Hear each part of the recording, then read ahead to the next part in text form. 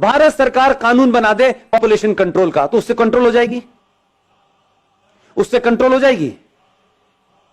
और क्या कानून में लगाए कि अगर नहीं मानोगे तो क्या करेंगे? क्योंकि आपको बीमारी है, हिंदुओं को बीमारी है, हमें नौकरी चाहिए, वो भी सरकारी। उन्हें नौकरी नहीं चाहिए, आपकी नहीं चाहिए, उनको नौकरी नहीं चाहिए, आपकी सब्सिडी। क्या करेंगे आप?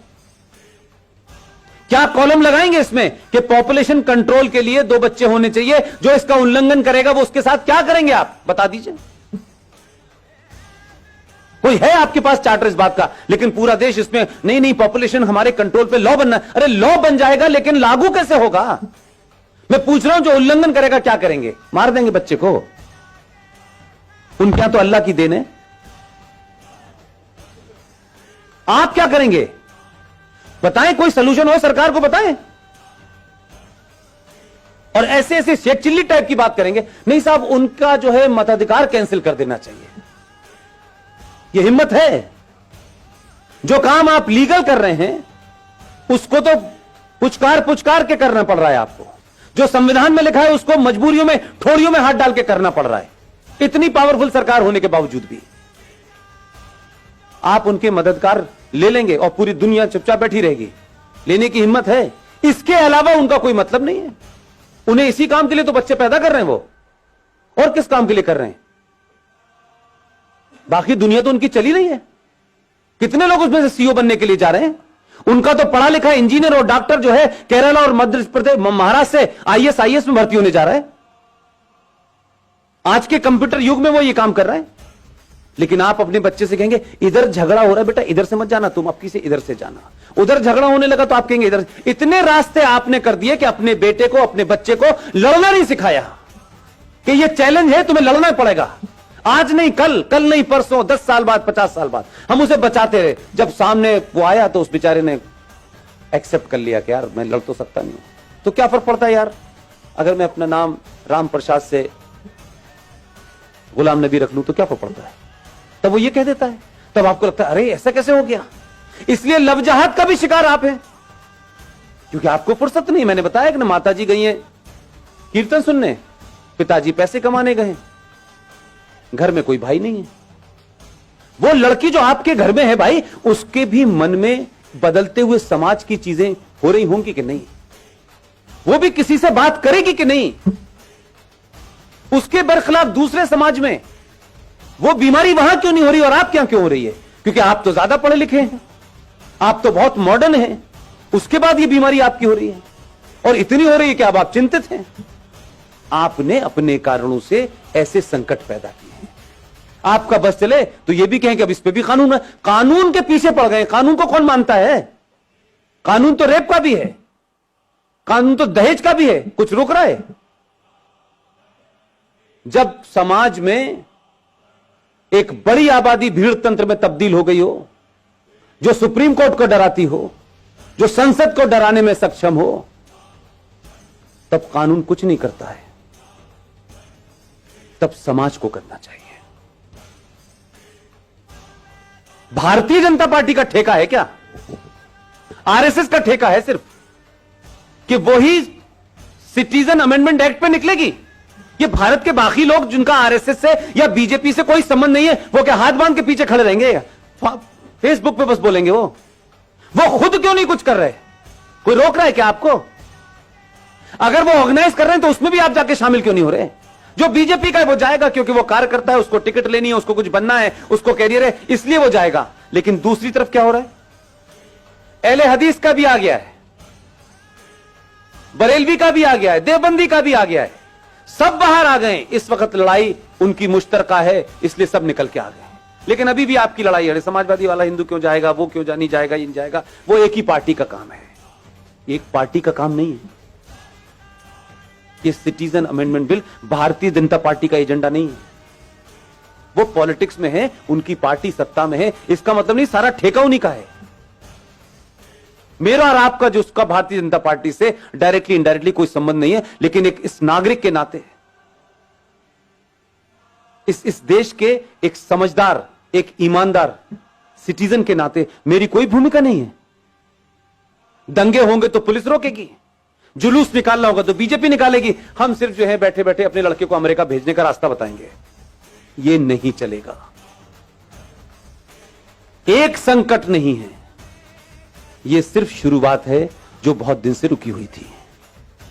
इसलिए मैं कहता हूं कि इस देश में राष्ट्रवादी ताकतें, सनातनी शक्तियां जैसे जैसे मजबूत होंगी, इस देश में गद्दारों के चेहरों से बेनकाब जल्दी होंगे। लिहाजा अगर आप ये चाहते हैं, सरकारें आएंगी, सरकार चली जाएंगी, कोई पता नहीं है कौन कितने समय तक रहने वाला है। देश तो पहले भी चल रहा था, घिसट रहा था, कुछ अच्छा था, कुछ बुरा था, कुछ जीते, कुछ हारे, ये सब चल रहा था। लेकिन अपने दिल पे हाथ रखिए कि जिन समस्याओं को हम नेहरू जी ने दे दी है, ये गांधी जी ने दे दी है, ये फला ने दे दी है, ये उसने कर दी है, जब उन समस्याओं को जड़ से खत्म करने का समय आ रहा है तो फिर इतनी अगर मगर क्यों हो रही है? फिर इंतजार किसका हो रहा है? पहली बार इस देश में सरकार राष्ट्र के लिए काम कर रही है, तो समाज की जिम्मेदारी क्या है कि पूरी ताकत से खड़े हों और सरकार को यह भरोसा दिलाएं कि हम जो काम आप कर रहे हैं वो हमारे लिए शायद उसका तत्कालिक कोई फायदा हो ना हो, लेकिन आने वाली नस्लों के लिए होगा। यह तय होगा कि 20 साल के बाद मेरे बच्चे टोपी लगाएंगे, मेरी बेटियां बुर्का पहनेंगी या नहीं पहनेंगी। अगर नहीं चाहते हैं तो ताकत से खड़े होइए। वो कौन है, कौन नहीं है, कैसा है, बुरा है, अच्छा है, यह महत्व नहीं है। इस समय कई सवाल पूछने का समय नहीं है। दूसरे सवाल नहीं पूछ रहे हैं, पूरी दुनिया में है। पाकिस्तान नेशनल असेंबली का चेयरमैन चिट्ठियां लिख रहा है सऊदी अरब को। 2.5 लाख की रैली निकल रही है उस बांग्लादेश को जिसे आपने चड्डी बनियान पहनना सिखाया है। नंगे घूम रहे थे वो, जिनकी आधी आबादी आपके मुल्क में है, और आपके मुल्क में सत्ता लोभी लोग उनको कह रहे हैं इनको रखो, ये हमारे दबान है, क्योंकि इन्हीं से हमें वोट मिलेगा और इसी हम सत्ता में रहेंगे। यही कारण रहा होगा 1000 साल पहले भारत के गुलाम होने का, जो आज दिखाई देता है मुझे। कैसे कैसे नारे लग रहे हैं इस देश के अंदर। हर राज्य एक अलग अलग बात कर रहा है। कोई यूएनओ चिट्ठी लिख रहा है, आपके लोगों की गिनती ज्यादा है उसमें। वही ताकतें बाहर निकल रही हैं। सबके नाम नहीं लेना चाहता, इतने महान नहीं उनका नाम लूं मैं, लेकिन राष्ट्र को आपकी जरूरत है। और आप समझ लीजिए, हम सब लोग इतने बेहया हो चुके हैं, इतने बेगैरत हो चुके हैं कि हम जरा सा अगर हमारे आदमी में कहीं कमजोरी हो गई, जरा सी कहीं हल्का सा भी वो कमजोर पड़ा, हम पहले लोग हैं जो ये कहेंगे। हम बहुत कह रहे थे यार इतना नहीं करना चाहिए था, देखो इसने इतना ज्यादा कर दिया था, हम इतने मक्कार लोग हैं। हम उसके बुरे वक्त में, क्योंकि ये उसका बुरा वक्त नहीं है, ये देश का और राष्ट्र का बुरा वक्त है। इस वक्त कुछ भी नहीं सोचना है मुझे, न मैं सोचना चाहता हूं, न मेरी कोई महत्वाकांक्षा है। हम अगर 5 लोगों को जगा सकते हैं तो 5 को जगाएं, क्योंकि हमारे यहां कुछ लोग सो नहीं रहे हैं, हमारे यहां जगे हुए लोग भी सोने का बहाना कर रहे हैं। लिहाजा ऐसे सम्मेलन हर दिन होने चाहिए, हर जगह होने चाहिए, सड़कों और चौराहे पर होने चाहिए और खुले में होने चाहिए, ताकि एक बार में लाखों लोग सुने।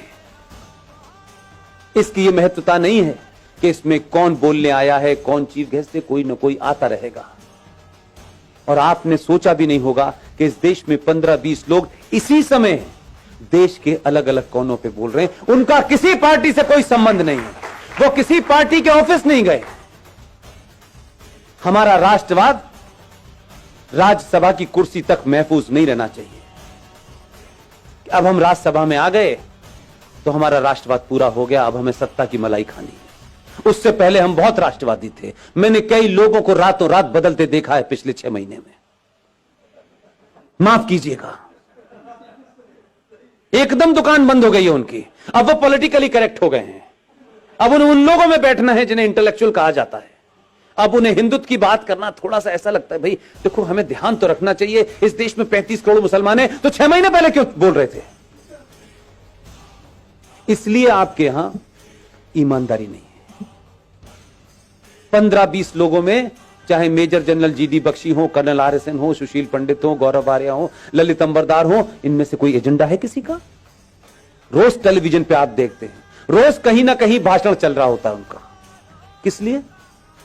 क्या सिर्फ 90 करोड़ हिंदुओं में यही 10-15 लोग हैं? क्यों नहीं हर घर के अंदर 2-2 लोग पैदा हो रहे हैं? क्यों हम ये मानते हैं कि राष्ट्रवाद एक शाम में चाय पीने जैसा है, कोई थोड़ी देर के लिए राष्ट्रवाद भी बात कर लें? कुछ लोगों का राष्ट्रवाद 9 बजे रिपब्लिक टीवी देख के शुरू होता है और 11 बजे कहते हैं बस भारत माता की जय, सो जाओ।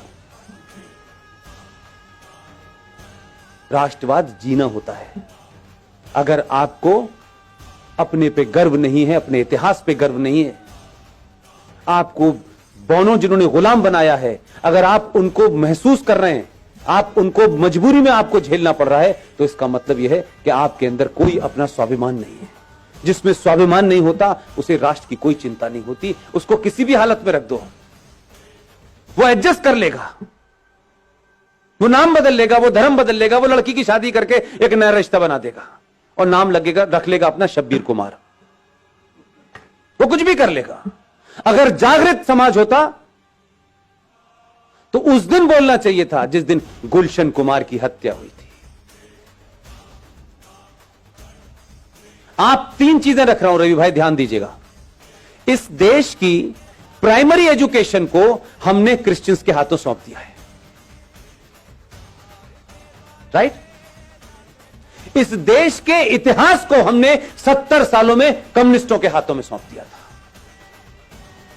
और तीसरी चीज बताऊं, इस देश का एंटरटेनमेंट आपने जिहादी मुसलमानों के हाथों छोड़ दिया। आपकी तीनों चीजें आपके पास नहीं है, इसलिए गुलशन कुमार की हत्या हुई, आप समझे ही नहीं कि उसका क्या मसला था। गुलशन कुमार की हत्या भारत की एंटरटेनमेंट इंडस्ट्री के अंदर भजन, कीर्तन और मंदिर को बाहर कर दिया उसने। और अब मौला रे मौला होता है, लड़की हिंदू घर की होती है, लड़का मुसलमान घर का होता है। हर फिल्म में बताया जाता है इस्लाम कितना अच्छा है, हर फिल्म में बताया जाता है कि मुसलमान कितना अच्छा होता है। आपकी नई जनरेशन इसी चक्कर में गफलत पे है। ना आपने खुद इतिहास लिखा है, ना प्राइमरी एजुकेशन आपके पास है, ना ही इंटरटेनमेंट का कोई नैरेटिव आपके पास है। इसलिए दिवाली पे सलमान की पिक्चर रिलीज होगी, ईद पे शाहरुख की होगी और क्रिसमस पे आमिर खान की होगी। आपकी फिल्म कहां बन रही है, कैसे बन रही है, पता नहीं। हम अपने आइकॉन नहीं ढूंढते, और कोई आदमी राष्ट्र के लिए बिना किसी लालच के कोई काम भी कर रहा होगा तो सबसे पहले हमें उसी के अंदर कुछ नुस्ख निकालना होता है। हम उसको कैसे मजबूत करें इसकी हमें चिंता नहीं होती, हम एहसान करते हैं